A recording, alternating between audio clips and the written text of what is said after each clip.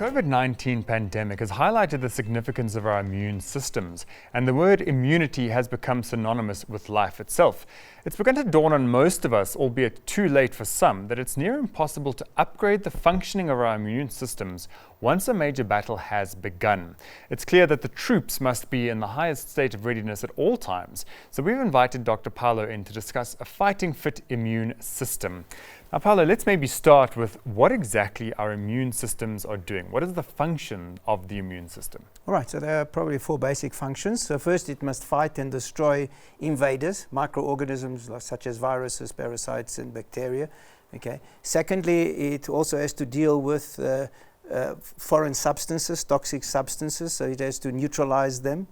In terms of our own cells, it's got to fight and destroy cells that are beginning to change, such as precancerous cells. And then finally, it must recognize self so that it doesn't cause autoimmunity, so it doesn't attack your own tissue. Okay. And on a philosophical sense, it teaches us a whole lot of life lessons.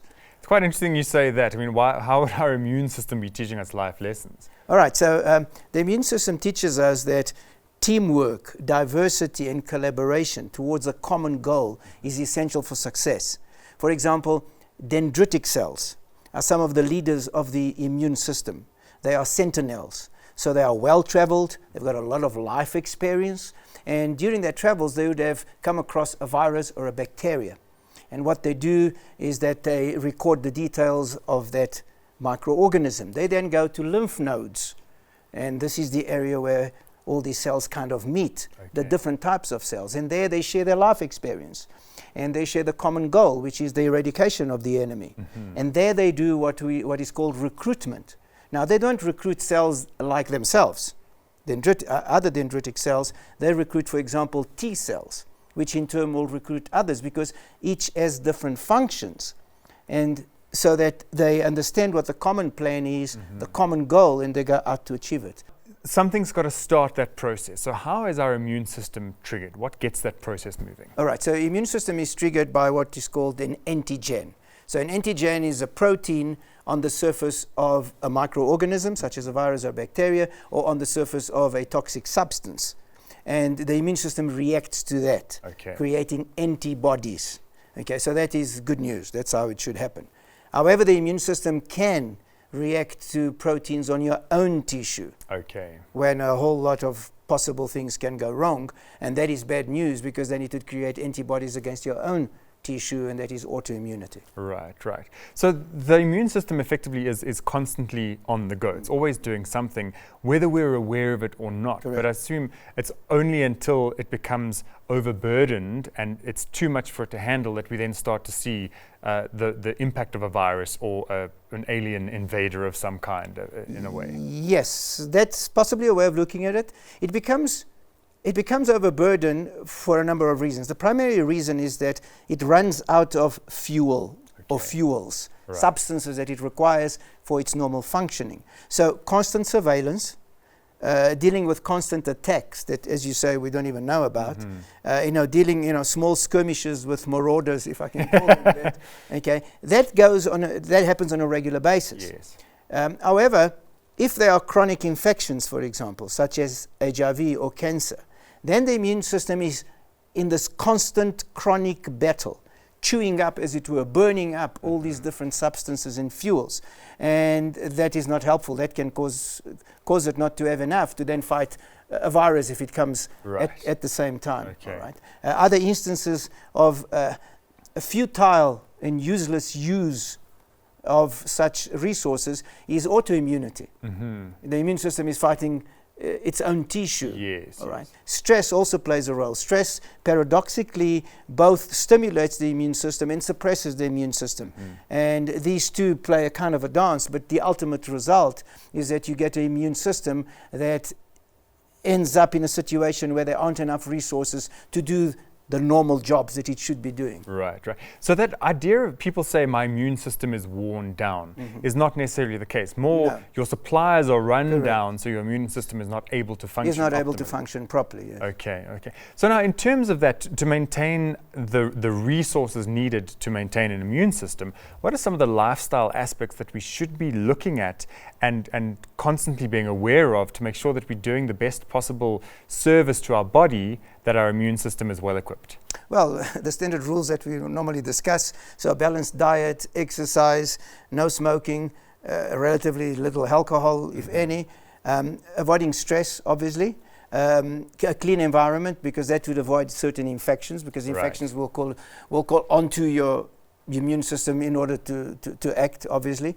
And then we have, of course, the possibility of supplementation. Right, if it is necessary. Okay. What should we be focusing on food-wise to really give ourselves a fighting chance? Well, again, what we normally speak about, fresh fruit and vegetables, freshly prepared meat, fish and chicken, if you eat those. So freshness is a major factor. The forms of cooking as well, avoiding frying foods in oil. Right. Because currently we have air fryers. So what we've always spoken about, healthy, what is generally regarded as a healthy diet, so fresh sources of food, and herbs, if it is possible, include as many herbs as possible. In other words, what is natural. Yes, yes. And not what is processed, whole foods, yes, primarily. Okay. And Paulo, in terms of supplementation, I mean, obviously we can only get so much from our diet, and as we've spoken about before, nutrients and things are slightly depleted in our foods these days. So what would be the most common sort of things we might look at for supplementation? Yeah, well, there's a long list. In terms of boosting the immune system, there's, of course, the ever-present vitamin C. Yes. Okay, you've got vitamin D3, equally crucial. You've got iron, in terms of minerals, zinc as well.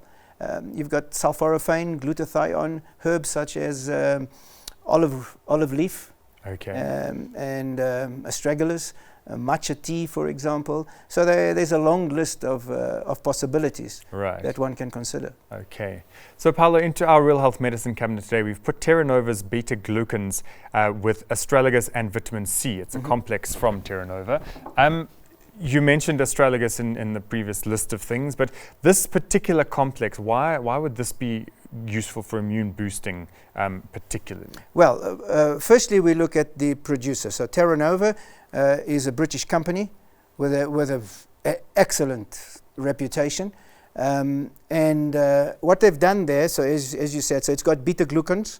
So beta-glucans are soluble fibers that are found on the cells of certain yeasts, for example, and they stimulate your innate immune system, the first responders. Right. So they stimulate the first responders to any attack. Then it's got vitamin C, as we spoke about. It's probably the most versatile substance in terms of boosting immunity. Astragalus has been used in Chinese medicine for thousands of years. It's got an excellent reputation as well, and it's got a long list of benefits, but of course it modulates the immune system. Okay, it is anti-cancer. It can lower blood cholesterol. It modulates blood sugar levels. It even affects the telomeres in your cells that reduce in size after every cell replication, and it is one of the causes of aging and eventual cell death and eventual death. So it also contains zinc, if I remember correctly. It has a magni-food complex, like all their products.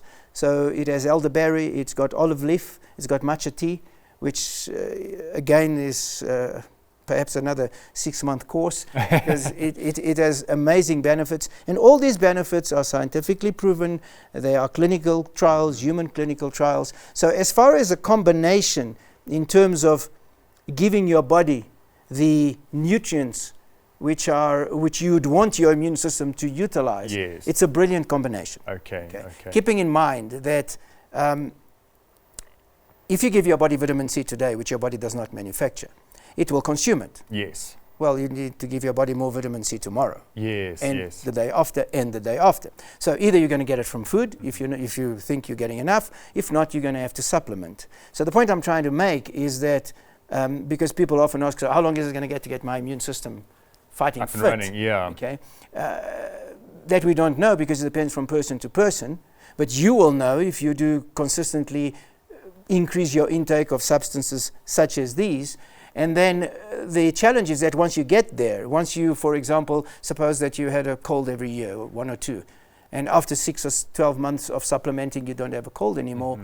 You cannot stop supplementing. Yes, you've got to maintain. You've got to level. You've got to maintain, and Right, that's right. so. Things such as these need to become lifestyle, Okay. part of lifestyle, part of your grocery shopping. In fact, Yes, yes. Along with living a quality lifestyle, Correct, as we correct. mentioned earlier. Paulo, just one more thing that I want to touch on in terms of the how we started this discussion is that once your immune system is fighting something, once you're in the middle of an onslaught, is it too late to be consuming more of what your immune system needs to help to boost it? No, it's so never too that's late. a time where you should be That's gearing the up. time when you should take higher quantities. Now, Right. I say this very carefully because what are higher quantities? What are we talking about? Well, that depends on the substance you are talking about. Right. All right. But that is the time when you feel, we all know something is coming, the throat is a little bit itchy Yes. or whatever it may be. Yes, that is the time, even if you have been taking something, okay, to increase the intake. Now, that increase of intake should be done with the help of a knowledgeable health practitioner. Okay, because it'll be different to everybody. It depends Right. on your comorbidities, for example. So if you're a diabetic, and if I want to temporarily increase your intake of vitamin D3, I will do it differently to somebody that is not a diabetic. Okay. And these increases are temporary. Yes. Okay, and they are there and I've done it personally many times when you feel something coming on. So I increase my intake of various substances, and I never become sick. Yes, yeah, because you kind of moderate and Yes. manage what's needed. Where can we find it? I believe it's available in health shops and pharmacies. Okay. And anybody who should be cautious when taking a product like this? No, not this particular one. Okay. Whatever substances are in there, in the amounts that they are in, they wouldn't interact with anything or affect. They can only help. Okay, fantastic. Paulo, awesome. Wonderful discussion as always. Thank you.